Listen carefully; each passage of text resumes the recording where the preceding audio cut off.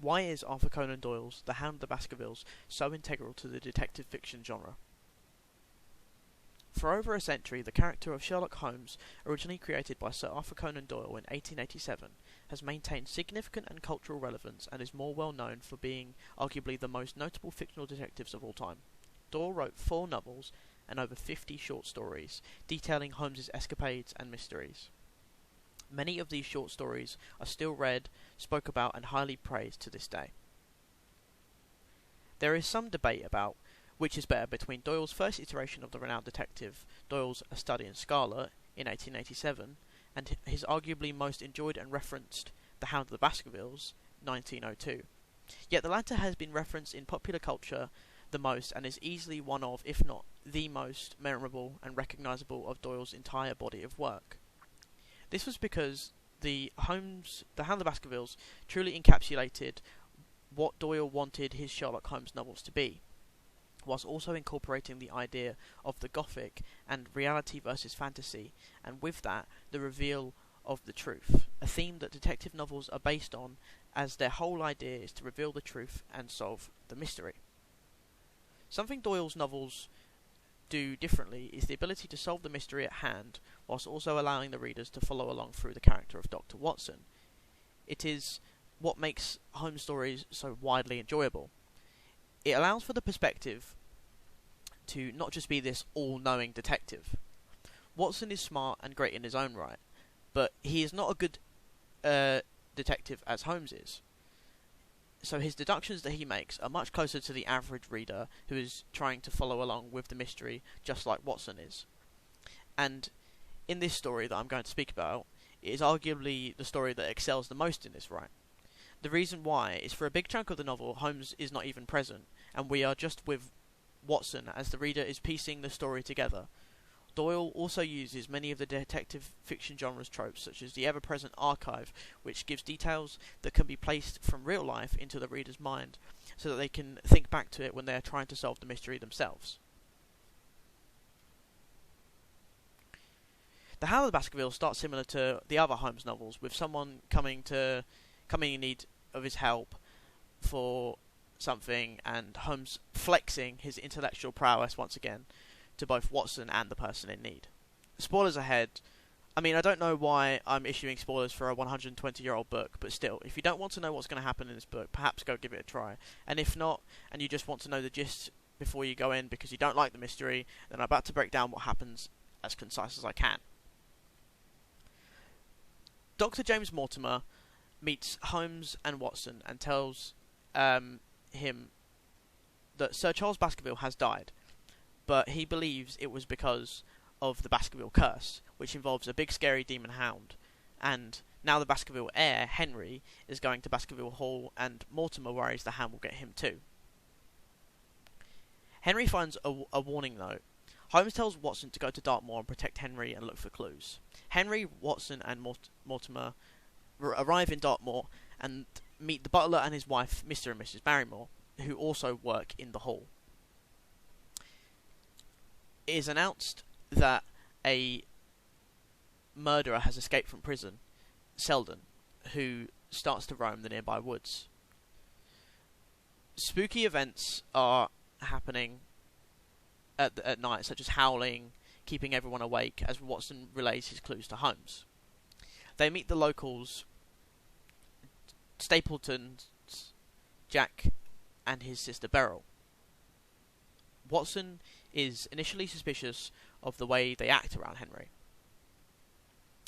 Watson takes the walks along the moor and hears all sorts of howling. He goes on to get suspicious of the butler as he is signalling to someone or something through the window with a candle.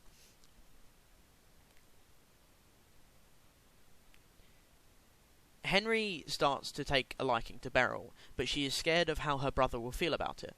Meanwhile, Watson doesn't know who to trust, as even Mortimer is seeming suspicious as he keeps pushing the idea of the hound being real. Not only that, there is a weird old man looking through the window with a telescope, and his daughter had unknown connections to the late Charles Baskerville. All the while, there is still an escaped murderer on the loose, hiding out in some ancient tombs that were supposedly excavated by Jack Stapleton. Unbeknownst to anyone, though, is Holmes, as the man has been hiding in the moor in secret and has already solved the case, as he believes. Holmes tells everyone, big reveal style. 1. The Hound is real and it's Stapleton's. 2. Stapleton had led on the old man's daughter, Laura Lyons, in order to lure Charles in and scare him with the Hound. 3. Beryl is actually Jack's wife, who he abused and made her pretend to be his sister in order to get to Henry. And 4. All because Stapleton is actually a descendant of the Baskerville lineage, Roger Baskerville, and wanted a piece of the Baskerville action. The Hound attacks what is believed to be Henry, but is just Selden in Henry's clothes. Holmes and his crew plan to catch Stapleton in the act. So Holmes and Watson fake out leaving Dartmoor and instead hide near Stapleton's house, where Henry goes for dinner and leaves. When the Hound tries to kill Henry, Holmes kills it, and Stapleton flees, but he drowns in the mire. Overall, the way Doyle sets out this escapade is in a way that constantly keeps the readers on their toes. The suspicions are all very real, and the way the supernatural element is toyed with by Doyle only further emphasises that initially mentioned theme of reality versus fantasy. The entire time up until the climax and resolution, it wouldn't be out of the question for the reader to think, wait, is that actually a hellhound? But that is precisely why the story works so well. It is evident that Doyle wants the readers to question the reality so that they can understand the truth to the mystery can only be reached through realistic means. To put simply, Doyle's idea around how he portrays detective fiction is, there is always a reasonable explanation to anything, and that's what he wants his readers to understand when coming into a Holmes mystery. As previously mentioned, the viewpoint that the reader gets is through Watson, and as such it is used to somewhat juxtapose him to Holmes, as it highlights his intellectual prowess whilst also showing his ego, and therefore grounding Watson, associating him with the reader, allowing for them to easily follow. A key example is this passage right here. I should be very glad to compare impressions, as it is the most interesting problem to be submitted to us this morning.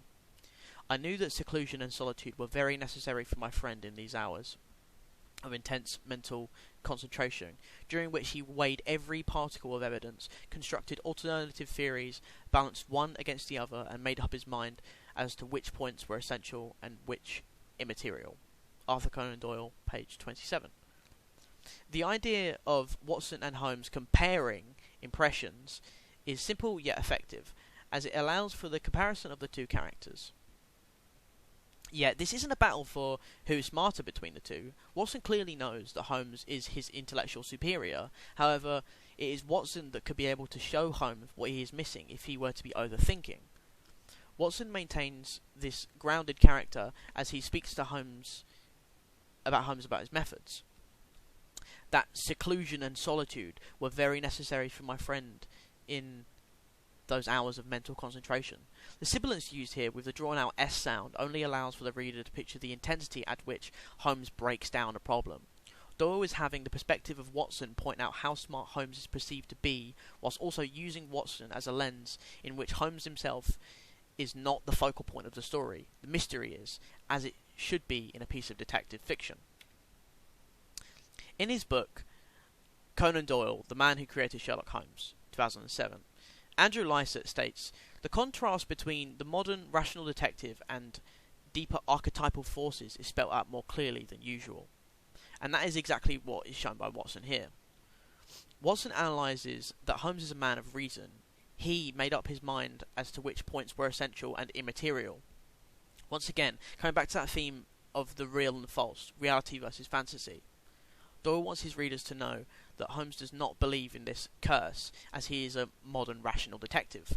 Yet, however previously mentioned, because Holmes is absent for a chunk of this story, as we see it through Watson, it allows for the readers to relate to him as he experiences the weird ongoings around Dartmoor, which lead to speculation, only heightening the mystery.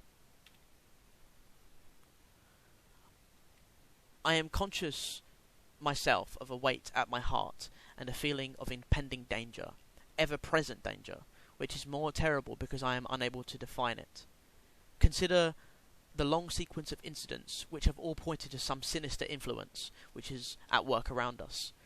There is the death of the last occupant of the hall, fulfilling so exactly the conditions of the family legend, and there are repeated reports from the peasants of the appearance of a strange creature upon the moor. Twice I have with my own ears heard the sound that resembled the distant baying of a hound. It is incredible, impossible, that it should really be outside the ordinary laws of nature. A spectral hound which leaves material footmarks and fills the air with its howling is surely not to be thought of. Doyle, page 99 to 100. Later on in the novel, we see that Watson here in utter bewilderment because he is finding it hard to grasp the reality of the situation, as there is a contrast between Watson here and the archetypal forces that Lycett spoke on. Sinister influence, which is at work around us, using the adjective sinister, does its part to connote not just something negative, but if something is actually pure evil. In this case, the Hound. Watson here is toying with the idea of the curse actually being a possibility, with fulfilling exactly the conditions of the family legend. Watson is meant to be relatable to the reader. In this instant, despite previous iterations of the mystery-solving duo, this novel really has the reader questioning the reality versus fantasy aspect.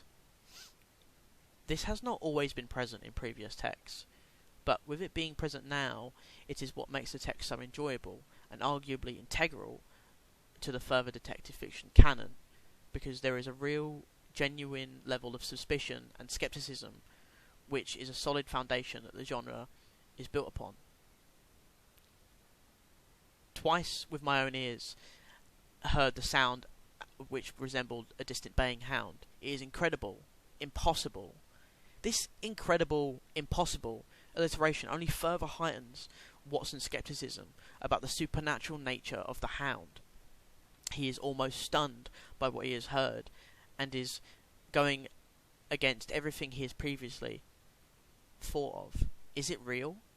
Him and the reader ask respectively. In the denouement of the novel, after they had their battle with the Hound and Stapleton ran away, his demise is suspected to have been to the mire, which adds to the cyclical structure of the novel, as the mire has already been brought up so many times. Somewhere in the heart of the Grimpen mire, down in the foul slime of the huge morass which had sucked him in, this cold and cruel-hearted man is forever buried. Doyle, page 154. It acts as a catharsis. This cold and cruel-hearted man is forever buried. The idea of his cruelness is shown through his abusive acts towards his wife, and it has gone full circle. Ironic, really, as he was killing with the supposed supernatural, yet he was killed by nature. That same structure is another reason why the novel works so well.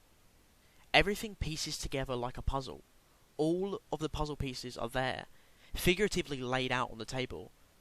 The reader and Watson alike are trying to place together all the clues they are given, whilst the Hound is, much like Selden, somewhat of a red herring in order to throw readers off. Imagine an extra piece of the puzzle that just doesn't quite fit. In the same fashion, to fit all the pieces together that I've been speaking about here, The Hound of the Baskervilles, I would say, is Doyle's greatest novel. The majority of his readership would agree with me on that. But it is great for so many reasons. It embodies what a piece of detective fiction needs to be. Mystery? Check. Suspicion and skepticism? Check. Archives? Check. Piece together structure? Check. To put simply, it just ticks all the boxes that anyone could ask for in a detective novel, whilst also reaching out to the wider audiences through the gothic tones it encapsulates throughout. The readers do not feel like they're missing out on something, as they are experiencing Watson. And that's another thing. Characterization. Doyle does a fantastic job of making every character mean something. They have purpose. Watson at one point starts suspecting almost everyone. That's what makes it so integral and enjoyable as a piece of detective fiction. The element of mystery is woven throughout, and the absence of the intelligent detective through a chunk of the story, it also doesn't feel like Holmes is just all-knowing when he reveals everything he knows. It could have been worked out by the readership. That's the ultimate foundation of what makes detective fiction work, because you aren't just being told a story.